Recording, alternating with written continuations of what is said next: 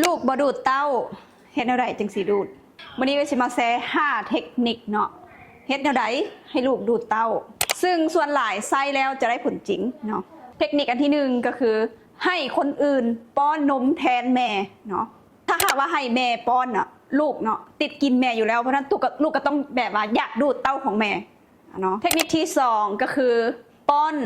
เวลาหรือว่าตอนที่ลูกนะง่วงตอนที่ลูกกำลังจะหลับแล้วนะกำลังจะนอนนะให้เอาเต้านะใส่ปากลูกให้ลูกดูดแทนเต้าแม่เนาะเทคนิคที่3ก็คือเลือกจุกนมที่มันคายคือนมแม่ที่สุดเนาะก็คือจุกคอกว้างจุกปากกว้างนั่นเองเนาะที่มันเสมือนมันอ่อนนุ่มเสมือนนมแม่เนาะเส้นขวดนม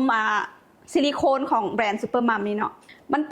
ป็นขวดซิลิโคนเนาะอ่อนๆนุ่มๆเนาะจุกมันจะอ่อนๆนุ่มๆเนาะคือแม่คือนมแม่เลยแล้วก็จะมี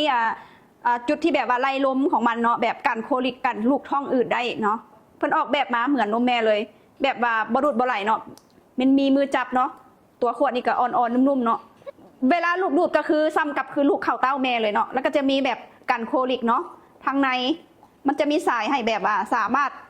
เป็นสายที่แบบว่าบ่ดูดบ่ไหลเนาะตัวนี้มันขนาด5 ออนเนาะเหมาะสำหรับเด็กแรกเกิดขึ้นไปเนาะสำหรับลูกแม่บ้านใดที่แบบว่า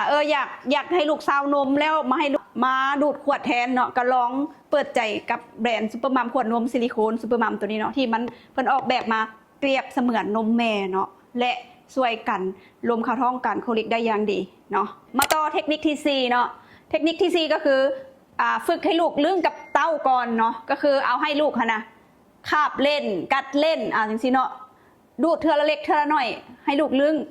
พอลูกลื่นแล้วลูกก็จะค่อยๆดูดเนาะและเทคนิคที่5สุดท้ายเนาะก็คือพยายามฝึกลูกทุกมื้อเนาะมื้อละ5-10 นาทีก็ได้เนาะและนี่ก็คือ5เทคนิคที่ช่วยฝึกลูกให้ดูดเต้านมเนาะที่แม่หลายคนใช้มาแล้วได้ผลจริงเนาะ